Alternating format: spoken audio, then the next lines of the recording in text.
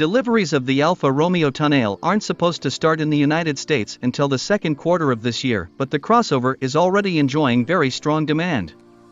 So much so that the automaker is reportedly adding a second shift to its Pomigliano factory in Italy where the Tonale is produced.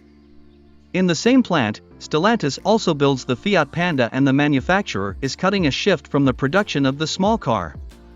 Soon, the same assembly line will also become responsible for the Dodge Hornet, which is essentially a rebadged version of the Tonale. The Italian crossover is currently sold in Europe and Japan, and will soon arrive on US shores, where it has a starting price of $42,995 for the entry-level Sprint trim. The Pomigliano factory had a strong 34% increase in its output last year to a total of 165,000 units, of which 20,000 were Tonales. With the addition of a second shift for the crossover, the Tonale output will increase to about 400 units per day.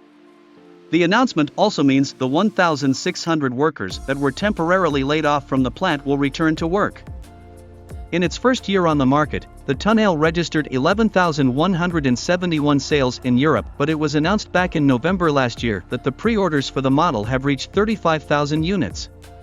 On the old continent, the model is sold with a plug-in hybrid, mild hybrid, and diesel engines, as opposed to the United States where only the PHEV powertrain is available.